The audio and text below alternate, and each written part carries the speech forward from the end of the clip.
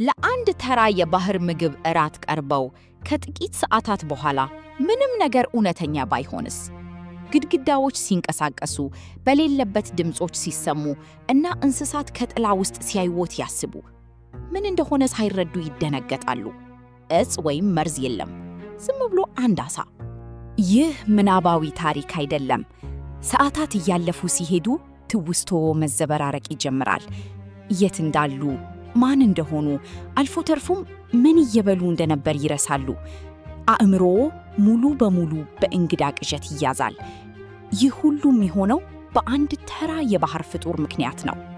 ስለ አደገኛ ዓሣ ሲታሰብ በአእምሮ የሚመጡት በጥርስ ወይም በመርዝ የሚያጠቁት ሻርኮችና ፒራንሃዎች ናቸው። ይህ ዓሣ ግን የተለየ ነው።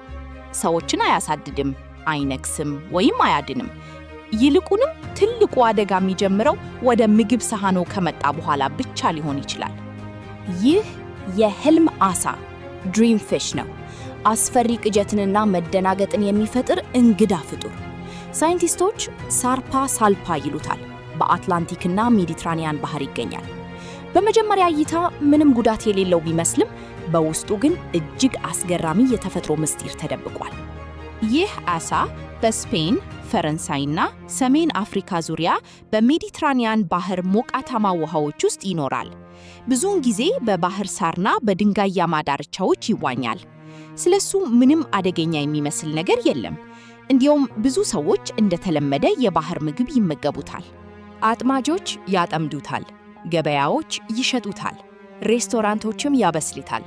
በሚሊዮን የሚቆጠሩ ሰዎች በየቀኑ ያለምንም ችግር ይመገቡታል። አብዛኛውን ጊዜ ምንም ያልተለመደ ነገር አይከሰትም። ነገር ግን አንዳንድ ጊዜ በጣም አስፈሪና ያልተጠበቀ ነገር በድንገት ይፈጠራል። ለዓመታት በባህር ዳርቻዎች እንግዳ ታሪኮች ይወሩ ነበር። ዓሣውን ከበሉ ከሰዓታት በኋላ አስፈሪ ድምጾችን መስማት፣ ግዙፍ ነፍሳትን ማየትና ከፍተኛ ፍርሃት ይጀምራል። አንዳንዶች በነቁበት በቅዠት ውስጥ ይቀረቀራሉ። የሚገርመው ተጎጂዎቹ ምንም የአእምሮ ህመም ታሪክ የሌላቸው መሆኑ ነው። አንደኛው የታወቀ እንግዳ ታሪክ በፈረንሳይ ተከስቷል። አንድ ሰው ሬስቶራንት ውስጥ ዓሣ ተመግቦ በዚያው ምሽት ድንገተኛ ፍርሃት ተሰማው። ጩኸቶችን መስማት የጀመረ ሲሆን ግዙፍ እንስሳትና ጥላዎች እንደከበቡት ማመን ጀመረ። ተሞክሮ ሙሉ በሙሉ እውነተኛ ይመስል ነበር። ሰውየው በከፍተኛ ፍርሃት ውስጥ ወደቀ። ዶክተሮች በሰውነቱ ውስጥ ምንም አይነት እጽ ወይም መርዝ አላገኙም። ምንም አይነት የስነ አእምሮ መታወክም አልነበረበትም። ያደረገው አንድ ያልተለመደ ነገር ብቻ ነበር፤ እራት ላይ ሳርፓ ሳልፓ የተባለውን ዓሣ መብላት። በሌላ የሕክምና ዘገባ አንድ አዛውንት ይህን ዓሣ በልተው አስፈሪ ቅዠት አጋጠማቸው። ድምጾች ሲያናግሯቸውና አስፈሪ ቅርጾች በዙሪያቸው ሲንቀሳቀሱ አዩ። ቤተሰባቸው የአእምሮ ችግር መስሏቸው ፈርተው ነበር። ነገር ግን ከጥቂት ቀናት በኋላ ምልክቶቹ ጠፍተው ወደ መደበኛ ሁኔታ ተመለሱ። ሳይንቲስቶች አሁንም መልሱን አያውቁም።